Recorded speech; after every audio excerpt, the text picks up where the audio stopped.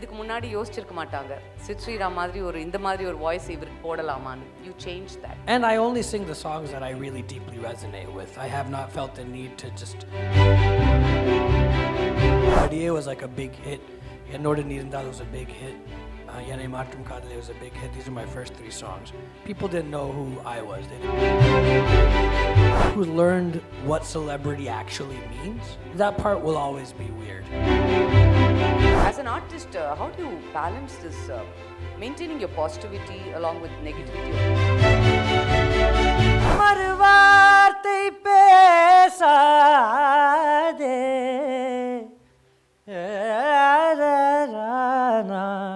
parayuvanidadhyamai varigal maaye dhoop ke mausam ko chupe bangaram aayene and all I wanted to is see cause right now I'm seeing limitless danadi nidanadi harari raro raro raro harari raro. So உங்க மியூசிக்ல எப்படி இருக்கு? ஒரு map இருக்கும், அதை follow பண்ணுவீங்களா இல்ல குட்டி இதுல ஹாப்பி ஆக்சிடென்ட்ஸ் நடந்திருக்கா? I think the most magical moments have been happy accidents for sure. I'm like a sucker for spontaneity. It is what creatively just really kind of gets me going, you know. Now, so with that said, it's contextual. If I am performing on stage, we leave a lot of room for those happy accidents to occur. It's all about how things come alive, the interactions with all musicians, and whether that be Carnatic music, which is a form that super lends itself to that, where about 40% is based on finding those moments of the happy accidents, reacting to that, what happens, and I think that's what also brings the form alive when people are watching and they can also share in this kind of uncovering of different little pockets of ideas. When I'm on stage for the contemporary kind of stuff, same thing. You know, half the time we're finding these pockets of energy that we then hit and then just like it blows up into something else. And it's fun. I couldn't do it any other way. You know, when I'm on stage, I'll be jumping around, I'll be screaming sometimes. It's all a very primal kind of thing. It doesn't come without its people who have their opinions on that, you know what I mean? Like it's because when I'm on stage, I am just free. I don't care about anything other than the moment, you know. And no matter, and what's been beautiful is there's been people who, especially when it's been a while since we've done a big show with like a lot of people standing and jumping up and down. But when we do those shows, no matter what the age, from a child to someone who's older, and the whole range in between, when I'm free on stage, I think I've seen it. It encourages people to be free in the audience. So for those moments, they get to forget themselves. And it's not necessarily an escape, but I think not even forget. They get to be in touch with their deepest self as well. Now, when you go to a recording context, when I'm going into a recording for a film, let's say Srivalli or Karnanakani or whatever, there's a set of parameters that I'm operating within. And I am giving myself to the composer at that point. So I'm not in there just trying out a bunch of things and seeing what clicks, because I have to make sure that there's someone who has a vision for this song, who's composed it, and they've envisioned me as the vessel for it. So what I do is whatever the composer wants in those moments, I surrender to that. And even in those contexts, within those parameters, there are moments of happy accidents. Srivalli, for example, right? That little sangati that happens there, that was a happy accident. It's just like I was humming something when we weren't doing a take, and DSP is like, oh, try that, you know? So those moments happen. They're fewer and far between than when I'm on stage doing a show or when I'm composing my own work. When I'm composing my own stuff, it's all one big happy accident. Like I go into it boundlessly. I'll normally start with just like some sort of a melodic idea that comes to mind, which is always based in some way in a raga. So like if it's like if that day I'm feeling like Mohanam's going through my head, then I'll just be humming, you know.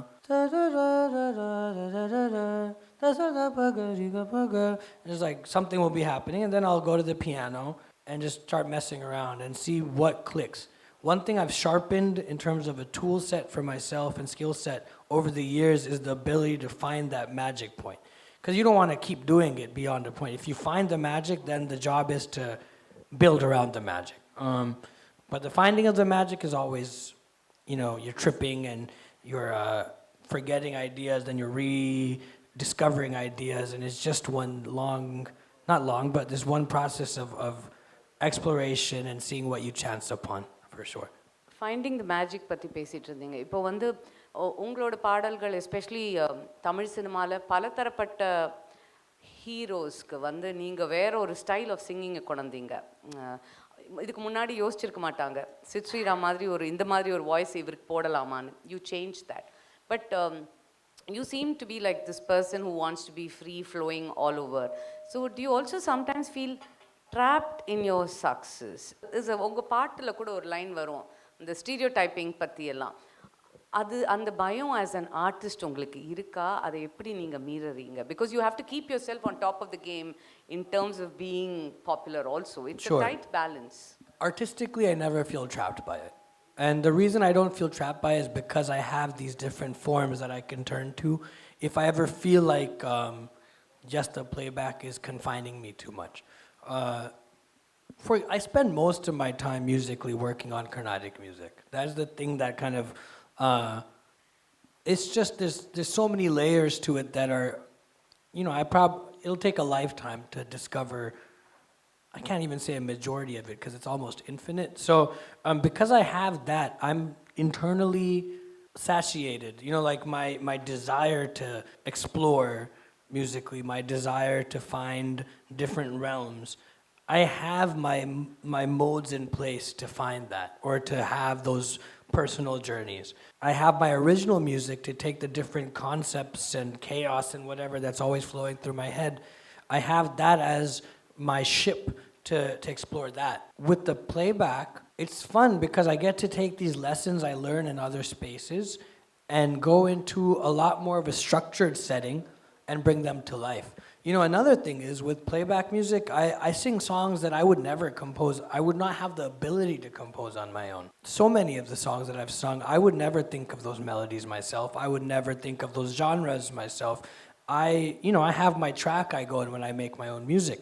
So what it's given me is an exposure to finding different ways I could vocalize, different genres I could be a part of.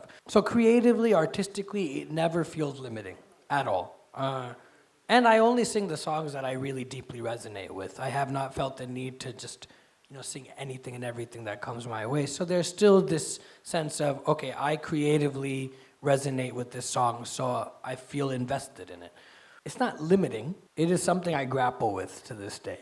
I grew up wanting it really bad. I would watch people on TV, and just to be completely honest, I'd be like, oh, I want to be famous one day. I think that attention looks really nice.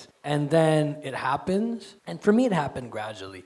Even though Adiye was like a big hit, Yannode Neerandal was a big hit, Yane Matram Kadale was a big hit. These are my first 3 songs. People didn't know who I was. They didn't know the face. They didn't know my likeness. And even then, I was still like, oh, damn, I've had these big songs, but people still don't know who I am. So there was still the ego part of me being like, oh, searching for that attention. And then Talli Poga, they came out, I think Jan 1st of 2016, and that song is what kind of blew everything up for me. And then for the next year, I enjoyed it very much. It was... It was really nice having people come up to me and all of that. Even now, I won't say I don't enjoy it, but once the settled, and my career and the celebrity part of it has only grown since then. The part I love about it is the fact that these things that I very honestly give myself to have made, there's millions of people that resonate with that. So it's always an affirmation that my intentions are in the right place, that I'm giving myself, my soul, my heart, my work to these songs, and they are translating. That's awesome.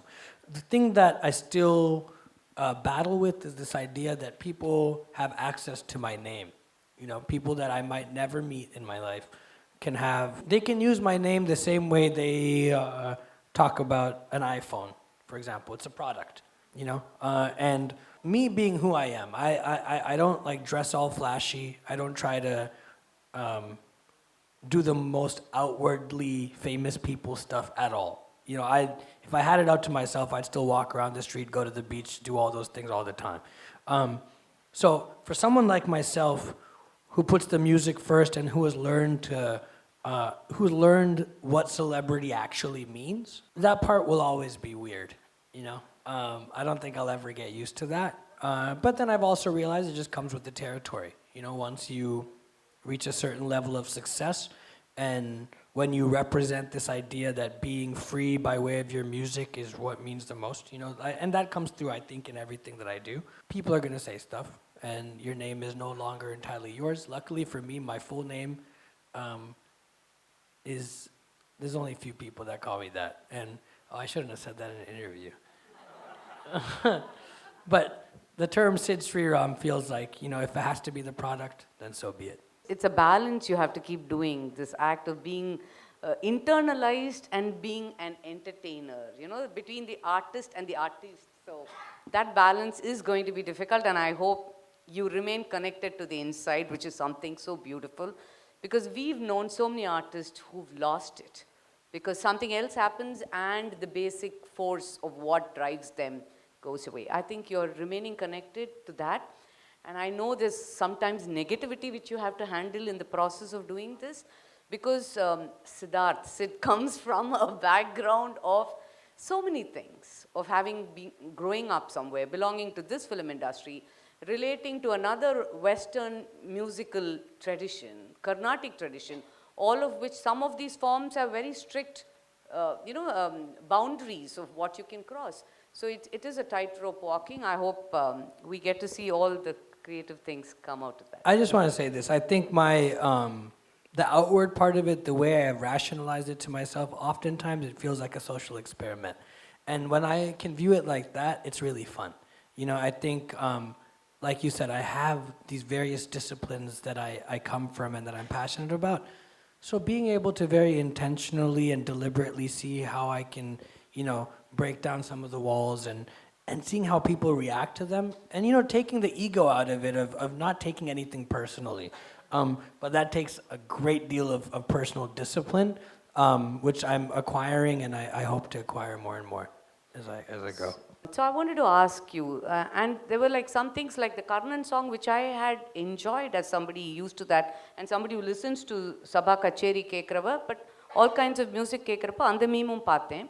And இன்னொன்று வந்து I work with lot of folk artist also. So அந்த ஒரு இடத்துல உங்களோட நீங்கள் ஸ்டேஜில் ஆடுறத வந்து வேறொரு மியூசிக் போட்டுட்டு ஆக்சுவலி எனக்கு அது I like that one a lot.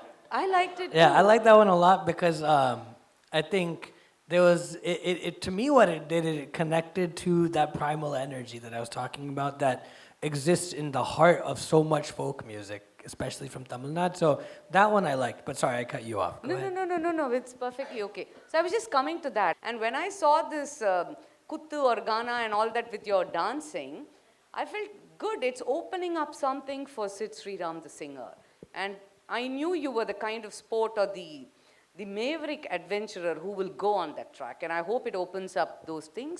And I think constantly, memes Parker, anyway, as an artist, how do you balance this, maintaining your positivity along with negativity or criticism which comes? Sure. See, we live in a world, especially with technology being so deeply embedded in our lives and like constantly being on our phones. We live in a world and in times where people want to confine everything to a title or you know, just put everything in a box. My whole existence has just been, and not even consciously, just the way I grew up and what I've come to, you know, be, and it kind of just is the antithesis of that. I can't really be just placed as, okay, he's a Carnatic musician or he is this, or it's just I kind of exist outside of those confines. So naturally, because of that, I think, you know, like, because one day I could be on a Sabha stage singing Bhairavi and you know, really kind of getting into the depth of a certain raga, and then the other day I can be jumping up and down on stage, just, you know, having a wild time. I will say this though, in both those instances, the surrender and the kind of giving yourself to the moment is the exact same. That's why even on a Carnatic stage, I'm sitting in one place, but my body is going everywhere. Yeah, I don't always view it as negativity. Sometimes it's like the one that you're talking about with the Ghana song and me, that juxtaposition, it really opened my eyes up to be like, oh, that energy exists, and it's a form of music at some point I want to explore. Maybe not necessarily like singing it immediately, but studying it a bit more and getting in touch with more artists from that space. And then other times with the Karnan clip, that's when I was talking about before, this idea of a social experiment, right? There's everyone has their cultural cues or what they come from, what they're used to seeing. With a song like that one that is, storied, it's generations on generations have not just loved, but really lived by that film, that music, that song in particular. So when people feel a certain way about it, I understand that it's not that they necessarily hate me as an individual or anything like that. It's just that they're seeing something that might be jarring to them, that they don't expect. And the first reaction to something new or different, more often than not, is fear, and fear almost always manifests in some kind of anger. So I don't hold this stuff against anyone. I'm going to continue doing what I'm doing. I'm not going to, stop, because this is, for me, I've said this already today, this is far greater than anyone's song or anyone's performance or anyone's opinion of what I do. I can't, if I tried to do it differently, I couldn't. This is just who I am as an individual, and I'm never going to try to put a damper on who I am. I'm going to celebrate it every day I can, because we're here for a finite amount of time, so I'm not going to live anyone else's life. But, what's nice is looking at it as a way of accumulating data. So seeing the way people react, the different ways people react, you start to understand the world a little bit better. ஒரு பாட்டு இருக்கு. ஒரு theatre பெர்ஃபார்மரா practices தெரியும் and ஒவ்வொரு மேடையில் நாரதகான சபாவில் பண்ணுறப்போ music அகாடமியில் பண்ணுறப்போ அந்த பாடலுக்கு வேறு வேறு எனர்ஜி வரும். இந்த audience make a big difference to that also. There is live பெர்ஃபார்மன்ஸில் there is a give and take. உங்களுக்கு ஒரு ஸ்ரீவள்ளி மாதிரி ஒரு பாடலோ இல்லை வேறு ஏதாவது ஒரு பாப்புலர் ஐயோட பாட்டோ இல்லை மறுவார்த்தை பேசாது, இது நீங்கள் பெர்ஃபார்ம் பண்ணுறப்போ ஒவ்வொரு இடத்துலையும் ஒவ்வொரு டிஃப்ரென்ஸ் வருதா உங்களுக்கு? Oh yeah, I think every performance experience is different. I think that's what makes our live shows. That's me and my band, or if I'm performing in the Carnatic context. This also comes from, I think, my foundation in Carnatic music, where every concert is different. I could sing, let's say, Brova Baraman Bahudari, and one day it'll sound a certain way, the next day I might sing it just a little bit faster, I might decide to sing Kalpana Swaram for it one day. So it's never going to be the exact same thing. I think what's amazing about Indian music and all aspects of it, not just classical or folk, but across the country, it's a very spontaneous form that depends greatly on how one emotionally feels on that day, as opposed to, let's say, Western classical, which is also gorgeous music, but a lot more structured in that it sounds a specific way every time. Yeah, every performance is just a tad bit different. Every time we might decide, when I'm playing Maruarte with the band, sometimes we decide to let it run for 9 minutes, and the guitarist will go on a 5-minute solo or something like that. And that's the freedom, I think, that's not how everyone approaches music, but for my particular taste, it's what I love, and it seems to go over pretty well. Do moments dictate you to get musical? Like, for example, now, பேசதான் செய்யணும் இல்லை பாடலாம் அப்படி ஏதாவது தோணுமா உங்களுக்கு மனசுலேருந்து? You mean பரவாயில்ல, அவங்கள பற்றி சொல்லுவாங்க, எதுக்காக இருந்தாலும் பாடிடுவாருப்பா, பாடிட்டே இருப்பாருப்பா, விச் இஸ் அதை எப்படி வேணால் எடுக்கலாம் அது. Sure. பட் உங்களுக்கு அந்த மாதிரி மொமெண்ட்ஸ் சொல்லுமா? இப்போ இந்த மாதிரி ஒரு இடத்துல இந்த சைலன்ஸ் இருக்கிறப்போ, what is that silence mean to you? Does it dictate something to you? Does it draw you, push you towards something, music or spoken word or singing song now? Sure. I think, speaking is much more difficult for me than singing is, for sure. And it's something that I have to think about a lot more. Now, if I was just sitting here and if it was left up to my, I'm constantly humming something or the other. Normally it's just some random raga or something will be going through my head. I was talking about Bahudari before. Yeah, I'm just pushing him to that. I'm setting it. You don't have to. The work is done for you.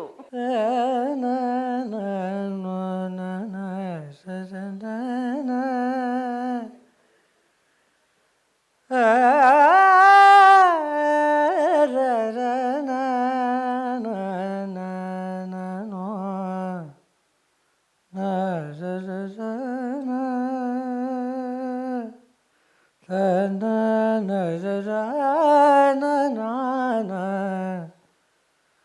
Na na na. Na na. Pesa de. Pesa de. மறுவார்த்தை பேசாதே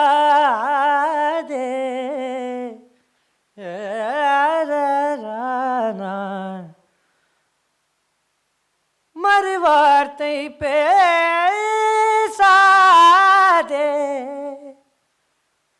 மறுவார்த்தை பேசாதே மடி மீது நீ தூங்கிடு இமை போல நான் காக்க கனவாய் நீ மாறிடு மறுவார்த்தை பேசாதே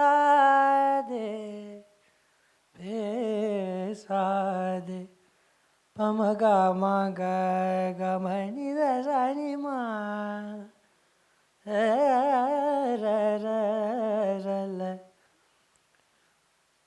Melancholic views mixed with saturated stereotypes.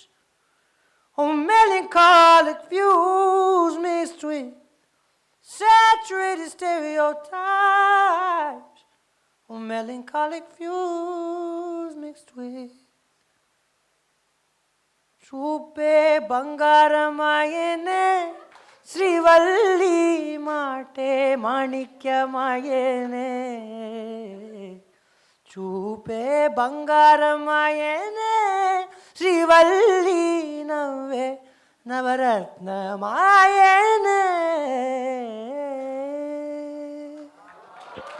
Lovely that you're listening to all this. And do you have some tricks? Practical tips, because I know there are my cousins' daughters who are budding singers. Several of them, I have friends who are singers here. Are there tricks as a singer, as a performer now, not as a music creator, a composer, which you follow before performance, whether it's on the mic, inside a studio or in public? Sure. There's a few things. I think the biggest thing comes like before the actual moment of recording or being on stage. But like every morning, I just do voice exercises for about 40 minutes. These are just very basic Carnatic voice exercises, like Shylaja Chetlur, all just going through all that stuff. Now, I know that everyone doesn't come from a Carnatic music background, so what I would say is, and I've seen a lot of people say this. Sorry, I'll just go on a quick tangent. People say that, oh, Indian classical music is a necessary discipline that every singer should know if they want to, foray into any kind of singing. I don't think that's necessarily true. I think the point is, though, that whatever a certain individual's roots are, or whatever the discipline that they choose to give themselves to, I think that certain discipline, whatever that may be for anyone, that's a necessary thing, that grounding discipline, genre, whatever you want to call it. For me, it just happens to be Carnatic music. So voice exercises in the morning, through deep breathing. That's a huge thing that I've learned. My mom, since I was a kid, has been a stickler for like big open-throated, like full singing, using your whole diaphragm and taking deep breaths when you're singing. Because when you do that, it's no longer just about the throat, but it becomes about the whole body kind of being involved in the process. So I do that. Right before going on stage, I just try to be silent. I don't really talk to anyone. I have my headphones on. And because it requires a certain level of intensity to really kind of get on stage and channel something, or being in the studio as well. So there's just like, centering myself, being quiet. And another thing that's kind of spiritual, I guess, in a way, is just like blanking out your mind.